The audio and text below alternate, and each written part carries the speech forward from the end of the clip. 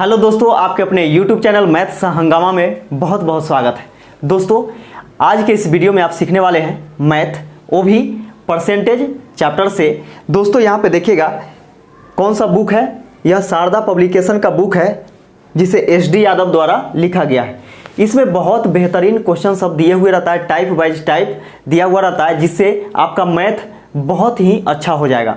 दोस्तों आज यह दूसरा वीडियो होने जा रहा है। इससे पहले का वीडियो आप नहीं देखे हैं तो इस वीडियो के डिस्क्रिप्शन में उसका लिंक मिल जाएगा, वहां से जाकर के आप देख सकते हैं। दोस्तों उस वीडियो को देखना बहुत ज़्यादा ज़रूरी है।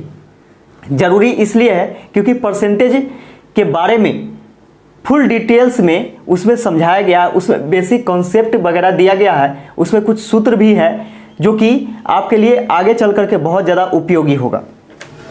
तो क्वेश्चन बनाने से पहले उस वीडियो को जरूर देखिएगा क्योंकि किसी भी चीज़ का बेस महत्वपूर्ण होता है।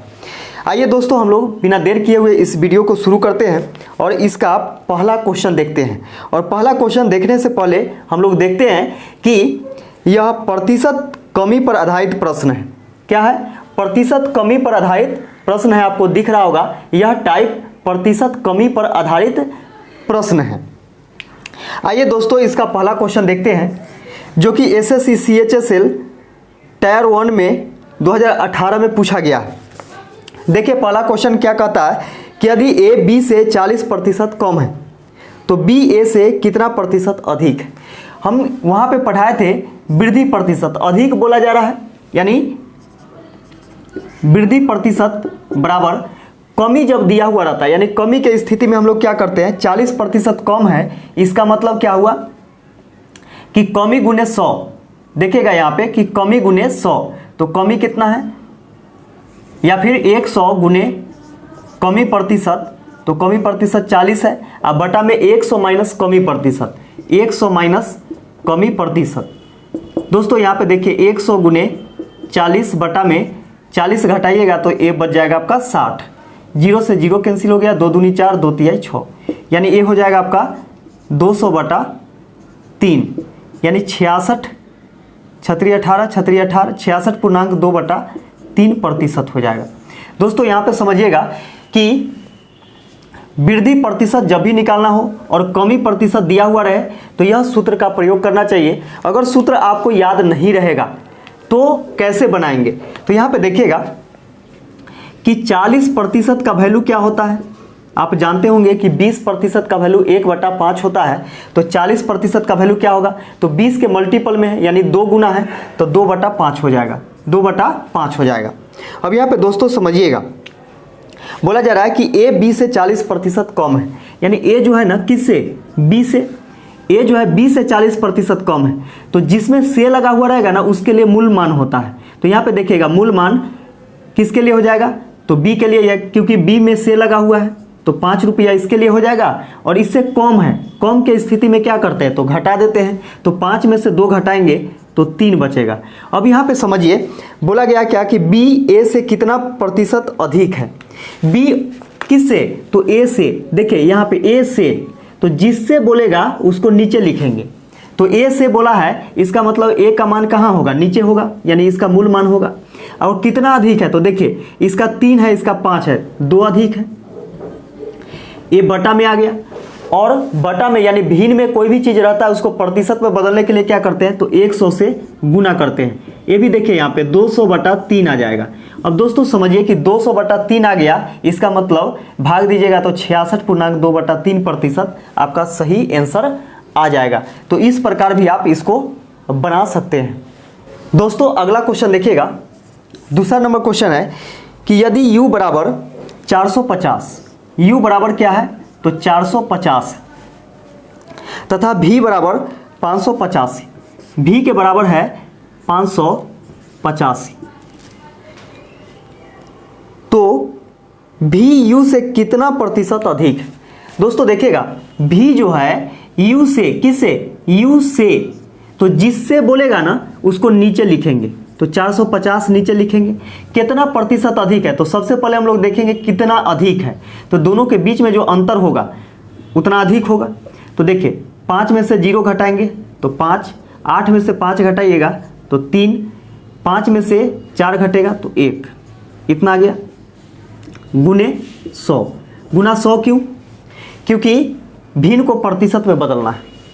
अब यहाँ पे समझिए, 1 0 से 1 0 कैंसिल हो जाएगा, 5 और 3 8 है 1 9, 9 से कट जाएगा, 9 पचे 45 और 9 से ए भी कट जाएगा, 9 एकम 9, 9 पचे 45, 5 से काटेंगे 5 3 15, 3 में 10 से गुना करेंगे तो 30%।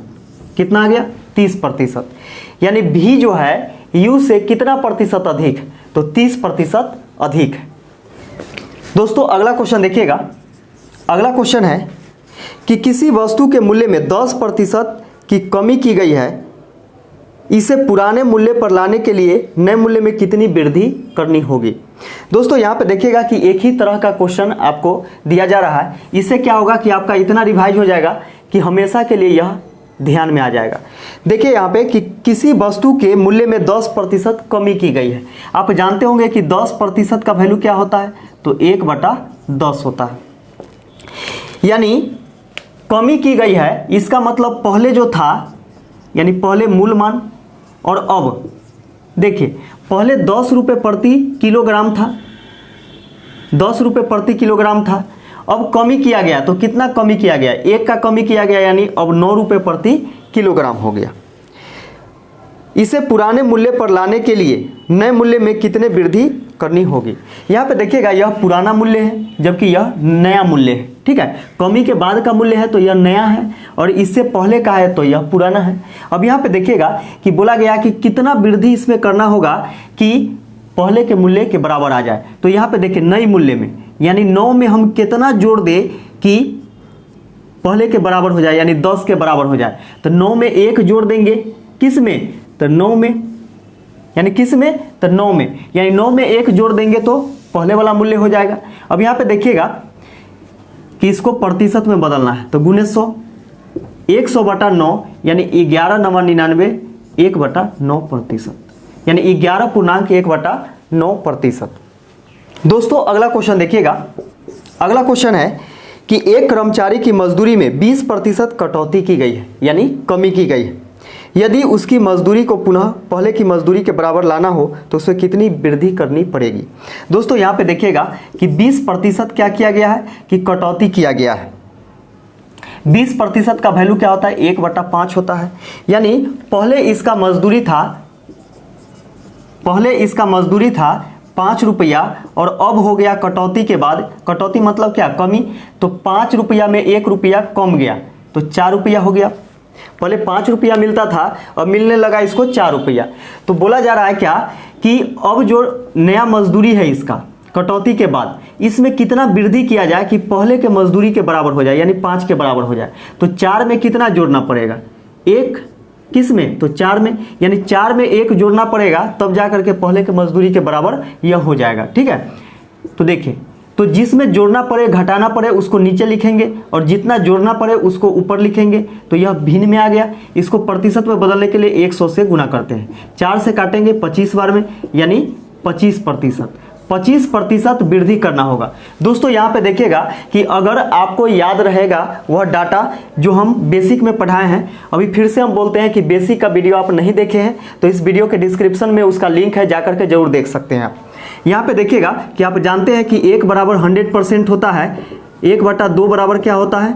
50%, 1/3 बराबर होता है 33.1/3%, 1/4 बराबर होता है 25%, 1/5 बराबर होता है 20%, और 1/6 बराबर होता है 16.2/3%। दोस्तों यहाँ पे समझिएगा, इस चीज़ को समझिए।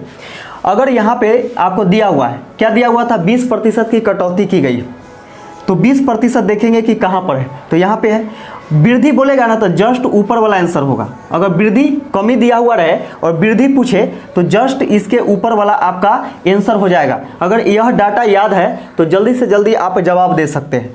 अगर आपको 20% दिया हुआ रहे और बोले कि कितना वृद्धि यानी कितना कमी करना होगा, ठीक है, कमी करना होगा, तो जस्ट नीचे वाला आपका आंसर होगा। इस चीज़ को ध्यान में रखिएगा। दोस्तों अगला क्वेश्चन देखिएगा। अगला क्वेश्चन है कि ए का वेतन बी के वेतन से 33.1/3% कम है। ए का वेतन बी के वेतन से कितना कम है? तो 33.1/3% कम है। आप जानते होंगे कि 33.1/3% बराबर होता है 1/3, 1/3 होता है। अब यहाँ पे देखिएगा कि ए का वेतन किससे? बी के वेतन से, किस में से लगा हुआ है? तो बी में लगा हुआ है, इसके लिए मूल मान हो जाएगा 3, और कम है तो जितना कम है उसको घटा देंगे, यानी हर में से अंश को घटा देंगे, तो 3 में से 1 घटेगा तो 2, यानी बी के पास 3 रुपया है तो ए के पास कितना है? 2 रुपया है।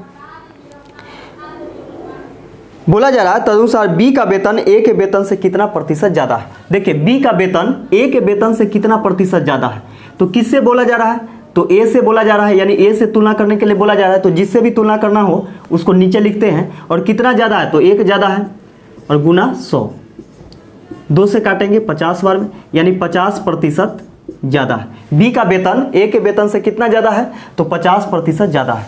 अब यहाँ पे देखिएगा कि आपको डाटा याद रहेगा, तो देखिए यहाँ पे 33.1/3% कम है और ज्यादा पूछा है, तो इससे ठीक ऊपर कौन होता है? तो 50% होता है। तो डायरेक्ट आंसर भी आप दे सकते हैं उस डाटा के माध्यम से। दोस्तों अगला क्वेश्चन देखिएगा। अगला क्वेश्चन है कि एक वस्तु का दाम 10% घटाया गया, पूर्व मान में उसको लाने के लिए नए दाम को कितने प्रतिशत बढ़ाना होगा। तो आप जानते होंगे कि 10% के ठीक ऊपर क्या होता है? 11.1/9% होता है, जो कि ऑप्शन नंबर सी में दिया गया है, वही आंसर हो जाएगा। जैसे यहाँ पे देखिए एक वस्तु का दाम 10% घटाया गया, 10% घटाया गया, तो 10% का वैल्यू 1/10 होता है। तो सोचिए कि पूर्व में मान यानी पहले और अब या वर्तमान, ठीक है, वर्तमान घटाया गया है। तो सोचिए कि पूर्व में मान कितना था? तो 10 रुपया था, अब घटा करके कितना हो गया? घट करके, तो 10 में से 1 घटेगा 9। पहले 10 रुपया में कोई सामान मिलता था, अब 9 रुपया में मिल रहा है। फिर बोला गया क्या कि पूर्व मान में उसको पुनः लाने के लिए नए दाम को कितने प्रतिशत बढ़ाना होगा। देखिए यहाँ पे यह नया दाम है, और पहले के दाम के बराबर लाने के लिए, यानी 10 के बराबर लाने के लिए कितना बढ़ाना होगा? 1 रुपया बढ़ाना होगा, किस में? 9 रुपया में, और गुने 100। 100/9 बराबर होता है 11.1/9%, यानी 11.1/9% की वृद्धि करनी पड़ेगी। दोस्तों अब अगला टाइप देखिएगा कि प्रतिशत वृद्धि पर आधारित प्रश्न। आपको दिख रहा होगा प्रतिशत वृद्धि पर आधारित प्रश्न। टाइप वाइज पढ़िएगा तो आपको बिल्कुल क्लियर हो जाएगा मैथ। ये आप हम पे भरोसा रखिए। सिर्फ आपको क्या करना है कि ज़्यादा से ज़्यादा अपने दोस्तों में वीडियो को शेयर करना है। आप लोग शेयर नहीं करते हैं, पूरा वीडियो नहीं देखते हैं, इसलिए मेरा भी मन क्या होता है कि ये छोटा हो जाता है और बनाने का मन नहीं करता, क्योंकि बहुत ज़्यादा मेहनत लगता है वीडियो बनाने में। तो दोस्तों आप लोग देखिएगा और शेयर कीजिएगा। विश्वास मानिए कि प्रतिदिन आपको वीडियो जाएगा और समय से जाएगा। तो देखिए दोस्तों अगला क्वेश्चन हम लोग देखते हैं प्रतिशत वृद्धि पर आधारित प्रश्न से। देखिएगा इसका 7वां नंबर क्वेश्चन है कि ए का वेतन बी के वेतन से 50% अधिक है, यानी ए का वेतन जो है बी के वेतन से कितना है? 50% अधिक है। ए का वेतन बी के वेतन से किससे? तो बी के वेतन से 50% अधिक है। तो आप जानते होंगे कि 50% का वैल्यू 1/2 होता है, 1/2 होता है। तो यहाँ पे देखिएगा कि किससे बोला गया है? तो बी से बोला गया है। इसका मतलब हर का मान यानी जो नीचे होगा डिनोमिनेटर का वह बी के लिए होगा। तो इससे अधिक है, अधिक वाला में क्या करेंगे? जोड़ेंगे। वहाँ पे कमी वाला में घटाते थे और यहाँ वृद्धि वाला में क्या करेंगे? जोड़ेंगे। तो बी के पास 2 रुपया है तो ए के पास कितना है? तो 2 और 1 3 रुपया है। इसको रेशियो में भी लिख सकते हैं, कोई दिक्कत नहीं है। अब हम लोगों से पूछा है कि तो बी का वेतन ए से कितना कम है। देखिए बी का वेतन जो है ना ए से कितना कम है। अब किससे बोला गया है? तो ए से। तो इसके लिए नीचे 3 रखेंगे, है ना। कितना कम है? तो देखिए यहाँ पे बी का वेतन 2 रुपया है, ए का वेतन 3 रुपया है, तो 1 कम है और गुने 100। 100 में 1 से गुना करेंगे तो 100 में 3 से गुना भाग दीजिएगा तो 33.1/3% आ जाएगा। दोस्तों यदि आपके पास डाटा रहेगा और ध्यान में रहेगा, उस डाटा को ध्यान में रखिएगा, तो आप जानते होंगे कि यहाँ पे देखिए 50% वृद्धि दिया हुआ है और हम लोगों से कमी पूछा है, तो जस्ट नीचे वाला आंसर होता है। तो 50% के जस्ट नीचे कौन है, तो 33.1/3% है ना। तो डायरेक्ट आप आंसर डाटा के माध्यम से दे सकते हैं। दोस्तों अगला क्वेश्चन देखिएगा। अगला क्वेश्चन है कि ए बी से 15% अधिक। ए जो है ना बी से 15% अधिक। अब यहाँ पे देखिएगा कि डाटा के माध्यम से आप आंसर इसको नहीं दे सकते हैं। क्यों नहीं दे सकते हैं, क्योंकि यहाँ पे देखिए 15% दिया गया है, तो 15% बराबर क्या होता है, 3/20। 5 के 15, 20 25 100। देखिएगा यहाँ पे 3/20 होता है। ये चीज़ ध्यान में होना चाहिए, क्योंकि आप जानते होंगे कि प्रतिशत को भिन्न में बदलने के लिए क्या करते हैं, 100 से भाग देते हैं। तो 15 में 100 से भाग दीजिएगा तो काट करके आएगा आपका 3/20 आएगा। यहाँ पे बोला गया क्या कि ए बी से 15% अधिक। ए किस से, बी से, तो किस में से लगा हुआ है, बी में, तो इसके लिए 20 हो जाएगा और अधिक है तो जोड़ दीजिए 20 और 3 23 हो गया। ठीक है, 23 हो गया। अब यहाँ पे समझिए कि बी ए से कितने प्रतिशत कम है, दशमलव के 2 स्थान तक ही लिखना है। देखिए बी जो है ए से कितना कम है, तो देखिए 3 कम है, किससे, 23 से, गुने 100, तो हो जाएगा 300/23। 300/23। आप समझदार हैं, 300 में 23 से भाग दीजिए और अंतिम के 2 अंक तक के ही लिखिएगा, दशमलव के बाद 2 अंक तक के ही लिखिएगा। यहाँ पे कंडीशन दिया गया है, आपका कोई ना कोई ऑप्शन इसमें से मिल जाएगा, आप भाग दे करके देख सकते हैं। दोस्तों अगला क्वेश्चन देखिएगा। अगला क्वेश्चन है कि यदि दूध का मूल्य 60 रुपये प्रति किलोग्राम से बढ़कर 70 रुपये प्रति किलोग्राम हो जाता है, यानी पहले मूल्य जो था 60 रुपये प्रति किलोग्राम था, अब हो गया 70 रुपये प्रति किलोग्राम, प्रति लीटर आप मानिए, या दूध को मेनली लीटर में मापा जाता है। तो एक व्यक्ति को दूध की खपत कितने प्रतिशत कम कर देनी चाहिए ताकि खर्चा समान रहे। अब यहाँ पे देखिएगा कि पहले 60 रुपये प्रति लीटर मिलता था, अब 70 रुपये प्रति लीटर मिलने लगा है। तो पहले के बराबर ही खर्च होने के लिए उसको खपत में कम करना होगा। अब 1 लीटर के जगह उसे कम लेना पड़ेगा कि नहीं, अपने खर्च में कितना कम करे कि पहले के बराबर ही उसका सही स्थिति चले। तो ऑटोमेटिक है कि जो सामान है उसका मात्रा घटाना पड़ेगा। तो यहाँ पे देखिएगा कि कितना इसमें से हम घटा दें। पहले था 60 रुपये प्रति लीटर, अब हो गया 70 रुपये प्रति लीटर। तो यहाँ पे देखिएगा कि दोनों के बीच में अंतर कितना का है, तो 10 का है, यानी 10 घटाना पड़ेगा, यानी 10 रुपया हमको क्या करना होगा कि मैनेज करना पड़ेगा, यानी कम करना होगा, किस में, 70 में, गुने 100। 0 से 0 कैंसिल हो गया, 100 में 7 से भाग दीजिएगा, 100 में 7 से भाग दीजिएगा तो 14 सते 98, यानी 14 दशमलव में है, हाँ तो दशमलव में है, तो देखिए यहाँ पे 14.28 आ जाएगा आपका, क्योंकि एक के वो ऑप्शन में है, ये है 14.28।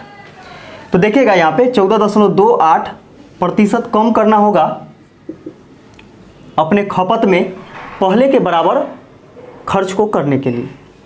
दोस्तों अगला क्वेश्चन देखिएगा।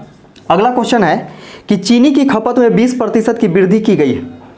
चीनी की खपत में कितने प्रतिशत की कटौती की जानी चाहिए जिसमें चीनी पर हुए व्यय में कोई अतिरिक्त वृद्धि न हो। देखिएगा यहाँ पे कि 20% वृद्धि किया गया है, तो 20% बराबर होता है 1/5। ठीक है, यानी पहले 5 रुपया था, अब हो गया वृद्धि होकर के 6 रुपया। अब यहाँ पे देखिए कि कितना कम करना होगा, यानी पहले का है और अब इतना हो गया। तो देखिए यहाँ पे कितना कम करना होगा कि पहले के बराबर ही रहे, तो 6 में 1 कम करना होगा, 6 में 1 कम करना होगा, गुने 100, 2 तिहाई 6, 50 बार में 16.1/3% कम करना होगा। यानी उसके खपत में 16.1/3% की कमी करनी पड़ेगी, तब जा करके वह पहले के बराबर वह सर्वाइव कर पाएगा।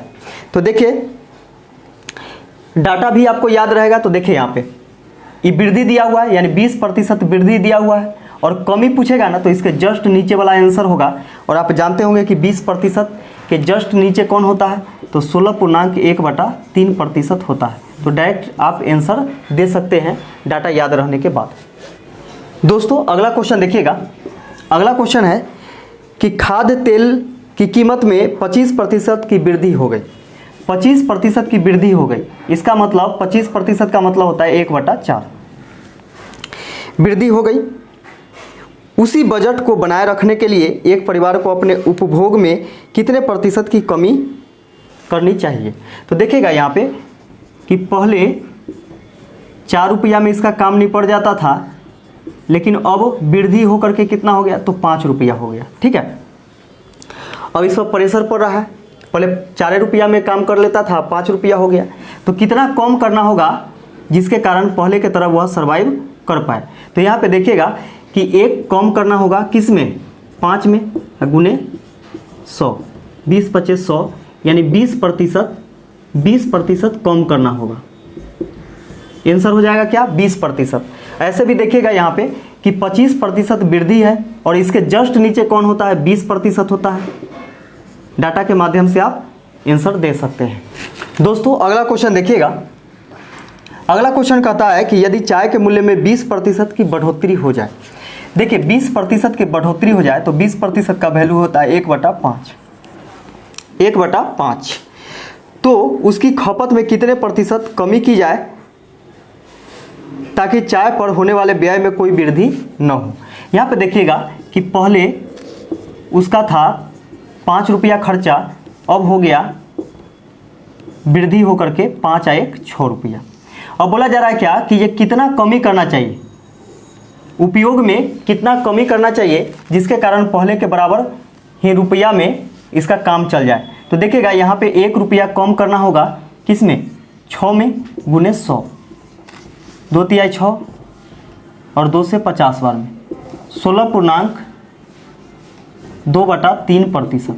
16.2/3% कम करना होगा, तब जा करके पहले की तरह वह रह पाएगा। यहाँ पे देखिएगा कि 20% वृद्धि किया गया है और इसके जस्ट नीचे कौन होता है, तो 16.2/3% होता है। तो इस प्रकार भी आप क्वेश्चन का जवाब दे सकते हैं डाटा के माध्यम से। दोस्तों अगला क्वेश्चन देखिएगा। खाद्य तेल का दाम 25% बढ़ गया है। इस मद पर व्यय न बढ़ने के लिए परिवार को खाद्य तेल के प्रयोग में कितने प्रतिशत कमी करनी होगी। यहाँ पे देखिएगा कि 25% बढ़ गया है, तो 25% बराबर होता है 1/4। यानी पहले इसका खर्च था 4 रुपये और अब हो गया 5 रुपये, बढ़ करके अब हो गया 5 रुपया। अब देखिए खपत में कितना कम करना होगा, तो 1 का कमी करना होगा किस में, 5 में, गुने 100, 20/25 100 यानी 20% की कमी करनी पड़ेगी उसके खपत में, तब जा करके यह पहले की तरह रह पाएगा। आप जानते हैं कि 25% के जस्ट नीचे क्या होता है, 20% होता है। और यहाँ पे देखिए वृद्धि दिया हुआ था और कमी पूछ रहा था, तो कमी के स्थिति में क्या करते हैं, जस्ट नीचे वाला आंसर देते हैं डाटा के माध्यम से, तो 20% आपका डायरेक्ट आंसर भी हो जाता। अगला क्वेश्चन देखिएगा दोस्तों। अगला क्वेश्चन है कि ए का वेतन बी के वेतन से 30% अधिक है, यानी ए का वेतन जो है बी के वेतन से 30% अधिक है, तो 30% का वैल्यू हो जाएगा 3/10। 3/10। अब यहाँ पे समझिएगा कि ए का वेतन बी के वेतन से, किसके वेतन से, तो बी के वेतन से, तो बी के लिए 10 हो जाएगा और यहाँ पे देखिए अधिक के स्थिति में जोड़ देते हैं तो इसका 13 हो जाएगा। अब बोला गया क्या कि ए के वेतन के संदर्भ में बी के वेतन के प्रतिशत कमी ज्ञात करें। तो यहाँ पे देखिए ए के वेतन के संदर्भ में अब किससे तुलना करना है, ए से तुलना करना है, तो ए के लिए कितना है, 13 है। और कितना कम है, तो देखिए यहाँ बी का वेतन 10 रुपया जबकि इसका 13 रुपया है, तो 3 कम है ए के वेतन से, और गुने 100 तो हो जाएगा 300/13। 13 दूनी 26, 13 तिया 39, 41/13%, यानी 23.1/13% बी का वेतन ए के वेतन से कम है और यही आपका आंसर हो जाएगा। दोस्तों इस वीडियो का लास्ट क्वेश्चन देखिएगा। यदि नीता का वेतन पपिया के वेतन से 25% अधिक, 25% अधिक है। 25% का वैल्यू 1/4। यहाँ पे देखिएगा कि दो व्यक्ति इसमें है, एक नीता है और एक पपिया है। तो पपिया का वेतन नीता के वेतन से कितने प्रतिशत कम है। यहाँ पे देखिएगा कि यदि नीता का वेतन पपिया के वेतन से, किसके वेतन से, तो पपिया के वेतन से, इसका मतलब है कि ये इसका मूल मान पपिया के लिए हो जाएगा।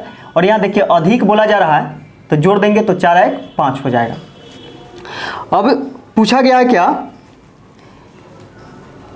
तो पपिया का वेतन नीता के वेतन से कितने प्रतिशत कम है। तो देखिए पपिया का वेतन जो है नीता के वेतन से, किससे, तो नीता के वेतन से, तो इसके लिए क्या हो जाएगा 5 हो जाएगा।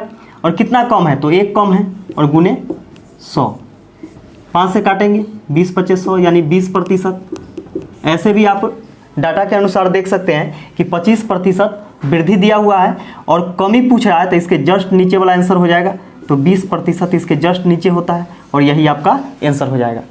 तो दोस्तों इसके आगे हम लोग अगले वीडियो में सीखेंगे कि प्रतिशत वृद्धि और कमी दोनों पर आधारित प्रश्न। इससे पहले आप पढ़े हैं प्रतिशत कमी पर आधारित प्रश्न, इसके बाद प्रतिशत वृद्धि पर आधारित प्रश्न, अब दोनों कंबाइंड करके आएगा प्रतिशत कमी और वृद्धि दोनों पर आधारित प्रश्न। तो इस प्रकार से आप पढ़िएगा तो विश्वास मानिए कि आपका क्वेश्चन कहीं से भी नहीं छूटेगा। तो वीडियो कैसा लगा कमेंट करके हमें ज़रूर बताइए और शेयर ज़रूर कीजिएगा, इससे मेरा मनोबल बढ़ेगा और हम आपको डेली वीडियो देंगे। ये पूर्ण विश्वास रखिए हम पे। वीडियो देखने के लिए आप सभी को बहुत बहुत धन्यवाद।